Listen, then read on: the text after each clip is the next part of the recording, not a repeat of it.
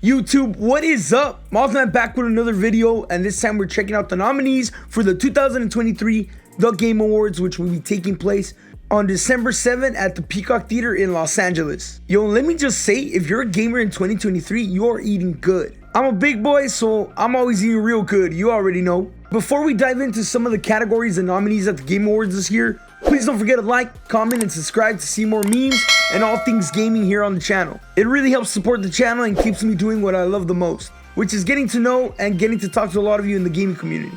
And stay tuned, because at the end of each section, I'll be revealing my personal pick, as well as the pick that I think is going to win the category. Alright, so without further ado, let's talk about the 2023 Game Awards. There is a total of 31 categories games are being nominated for this year. Now, I won't be covering every category, but I'll leave a link in the description so y'all can check it out for yourselves. I'm only covering the categories that tend to get the most hype and attention. Come on, we don't want to know who the content creator of the year is. We know it's me.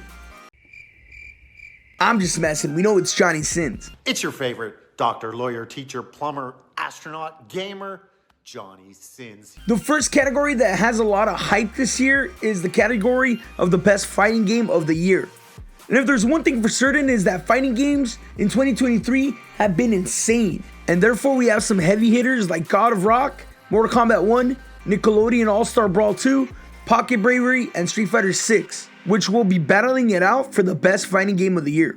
Now, Street Fighter 6 released and completely blew my expectations away. As someone who grew up playing the classics like Street Fighter 2, Street Fighter Alpha 3, Street Fighter Third Strike, Street Fighter 4, Street Fighter 5, we don't really talk about that one. Now, Street Fighter 6 has done an amazing job in introducing new and old mechanics, and honestly reinvigorated my love for fighting games.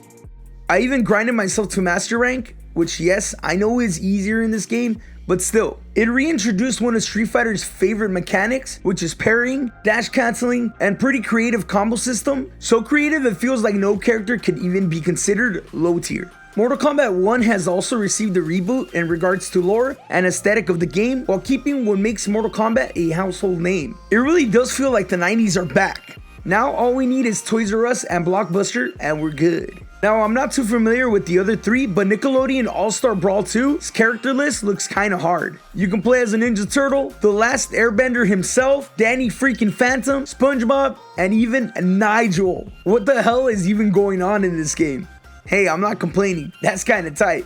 I'm sure you probably could have guessed my pick for the best fighting game, but there's just no way Street Fighter 6 should lose this. I say should because Mortal Kombat is definitely also the GOAT, especially here in the West, but I'm hyped to see the outcome. Now, another category that's been going crazy this year is the action and adventure games. The nominees for the best action and adventure games this year is Alan Wake 2, Marvel's Spider-Man 2, Resident Evil 4 Remake, Star Wars Jedi Survivor, and The Legend of Zelda Tears of the Kingdom. While all of these games are great in their own right, I have to talk about Spider-Man 2 and Resident Evil 4 Remake. Resident Evil 4 to me is such a timeless classic, and the remake did the franchise and the game a real justice by introducing it to a newer audience.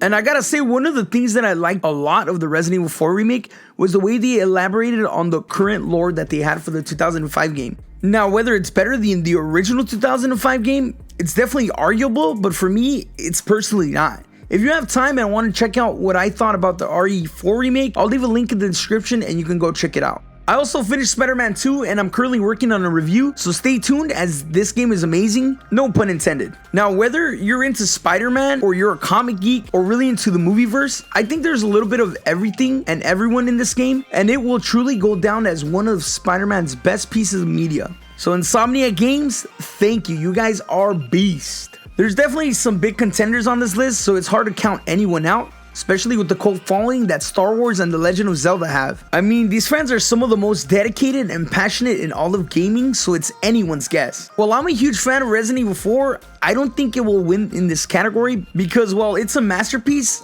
I don't think it has that level of replayability as Tears of the Kingdom and Jedi Survivor. And like I said, Capcom fans are one thing, but y'all haven't seen Star Wars fans or Legend of Zelda fans. All in all, my pick for this best action adventure, I really want it to be Spider-Man 2, but it's probably going to be Tears of the Kingdom. Alrighty, moving on, another category that always gets a lot of hype is the best RPG category. And this year, the competition is also stacked with the likes of Baldur's Gate 3, Final Fantasy, Lies of P, Sea of Stars, and Starfield. Now, I'm no RPG hater personally, but I don't really play them just because due to the time constraint and due to the time investment to fully enjoy it. But I've seen a lot of these games in action, and man, say what you want about Starfield and Xbox not having any great exclusives like PS5, but the scenery and graphics are stunning. The game honestly gives me a Fallout, Spore, Outer Worlds vibe. And finally, Baldur's Gate is definitely a contender to take this category. The game looks gorgeous, and the in-depth character creation and freedom is always appreciated in these type of games. With the fandom and cult following of Dungeons & Dragons, I'm giving the win to Baldur's Gate. Alright, now this next category is reserved for those which decided to take the ballsy gamble of adapting a video game into live action, whether it be a movie or a show, and doing an amazing job. And no, we're not talking about you, Max Payne.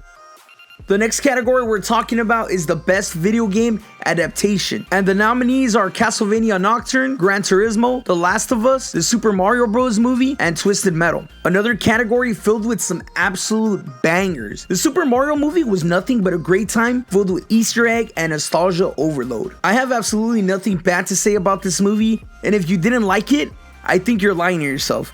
Who didn't like the Rainbow Road sequence, man? Or the Smash Bros. DK versus Super Mario? All in all, personally for me, it was a really good movie, and a sequel wouldn't be too bad. Now, Gran Turismo was a good adaptation as well, with a good story about a teenage Gran Turismo player turning into a pro race car driver. And I'm sure it's exaggerated in some aspects, but that's just Hollywood. I'm just glad video games are finally getting the recognition they deserve. Now, I will be straight up with you and tell you that The Last of Us will absolutely, without a doubt, win this category, and here's why. Pedro Pascal, man. That's all. That's it. Nah, but for real, Pedro Pascal and Bella Ramsey absolutely nailed their respective roles. Even after Bella Ramsey was criticized after being casted, I won't lie, even I was disappointed with the casting. My first thoughts were I wanted her to look more like Ellie, but again, they're actors for a reason. The Last of Us show wasn't a one-for-one copy of the game, but it manages to deliver many iconic scenes from the game in a perfectly executed fashion. And at times expanding on The Last of Us lore that might not have been as apparent or expanded on in the game. One of my favorite things about the show is the way they incorporated the Left Behind DLC and the relationship between Bill and Frank. Which in the game, Frank commits suicide and leaves a hurtful message to Bill. But in the show, an entire episode is dedicated to Bill and Frank's rocky relationship as lovers, which is really just beautifully told. If you're looking for anything Last of Us related, playing the game and then watching the show, in my opinion, is the best way to go about it. But if you did it the other way around, it doesn't matter as they're peanut butter to jelly. Alright, and lastly, this wouldn't be a discussion of the 2023 Game Awards without having the Game of the Year category, which the nominees include Alan Wake 2, Baldur's Gate 3, Spider-Man 2, Resident Evil 4, Super Mario's Wonder, and The Legend of Zelda Tears of the Kingdom. Now, there isn't a single one of these games where a case could not be built for the Game of the Year. Now, I've talked about a few of these games already, but with what we know and the kind of reviews that some of these games have already gotten, I don't think I dare say with certainty who will win. But as a massive Spider-Man 2 fan and Resident Evil 4 fan, I would love for any of these two to win. But with a lot of these events, recency bias tends to be a large factor, which is how early or late a game came out within the year. Now, it isn't an excuse for Resident Evil 4, but people tend to forget later in the year what came out and what they even rated it. Like, for example, Dead Space also came out this year, and I don't even think anybody talked about it. I don't know, maybe I'm crazy here and it wasn't that good, but I would like to think Spider-Man 2 was good enough to take Game of the Year, with its attention to detail in the story, the new abilities, the attention to detail and passion of the game devs to pull at your heartstrings with some iconic side missions. But it's going to be a tough one for sure, with The Legend of Zelda's innovation and paving the way with some hilarious and extremely innovative object crafting mechanics. And honestly, beating the fandom of Baldur's Gate and Super Mario will be no easy task. Well, anyway, let me know who you think will take the dub in all these categories mentioned in the video, and let me know if you think a game deserved a nominee but didn't make the cut. And if you enjoy the content, don't forget to like, comment, and subscribe to see more memes and all things gaming. Peace.